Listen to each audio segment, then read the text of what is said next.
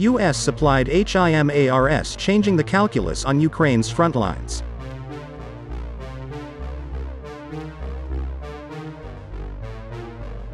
Eastern Ukraine. The premier weapon in Ukraine's arsenal drove down a dirt road not marked on any maps, along a sunflower field, before its military minders parked it between trees, the branches shielding it from the Russian drones that are no doubt hunting for it. The M142 high-mobility artillery rocket system, commonly known as HIMARS, is one of 4 that Ukrainians received last month from the United States as part of a $700 million military aid package. The soldiers assigned to this one already adorned the inside with a picture of a scantily clad woman, an air freshener and rosary beads. The outside has 3 small black skulls stenciled on it, 1 for every target successfully hit. "We actually have 6, said this system's chief, whose call sign is Kuzya.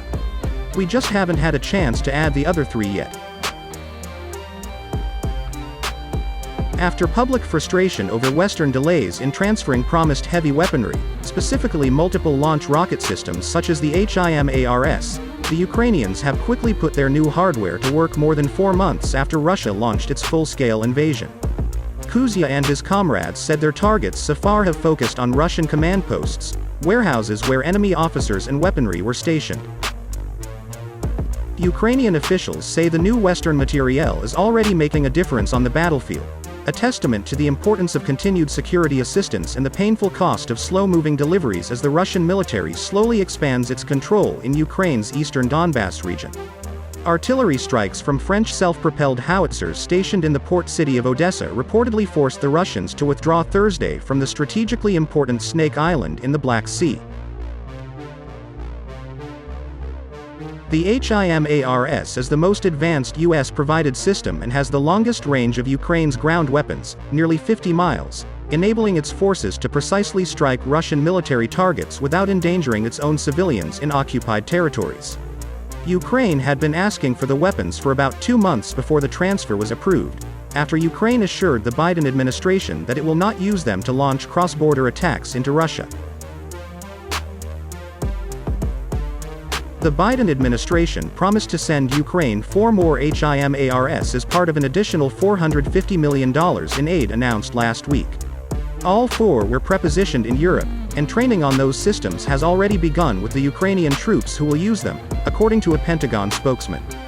"What we used before was a lot more worrisome," said the 4-person team's gunner, whose role is to input the target's coordinates. His call sign is Morose, which translates to frost. The HIMARS brings more peace of mind, the soldiers said. With their old equipment, they avoided rocket trajectories that passed through any population settlements, limiting them to only shooting through fields and forests, to avoid potentially harming civilians. "I don't have any doubts about what we'll hit," Morose said. "I know the rocket will hit its target because it's navigated by satellite."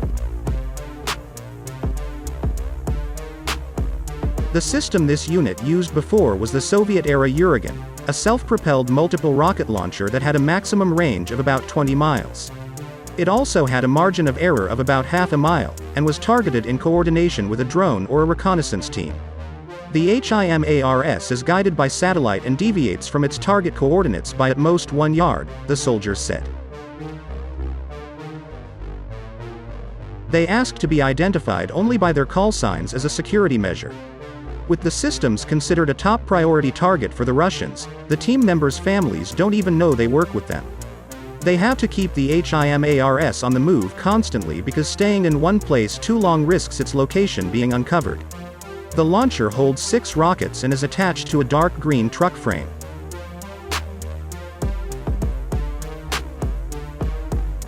Operations are mostly conducted at night, the soldiers standing at a distance and counting off before shouting, "Fire!" There's a bright flash of light as each rocket takes off.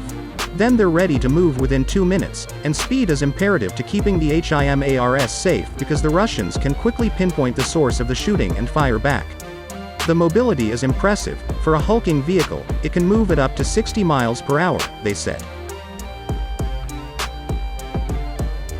"We were also surprised that such a high-precision weapon could shoot so quietly," Kuzya said. The unit eagerly awaited the arrival of the HIMARS for 1 month. Then they finally got first-hand experience at a secret location outside of Ukraine with American instructors for about 2 weeks. Rather than let the Americans simply demonstrate, Ukrainian troops asked them to explain what to do and let the students try to adjust from there.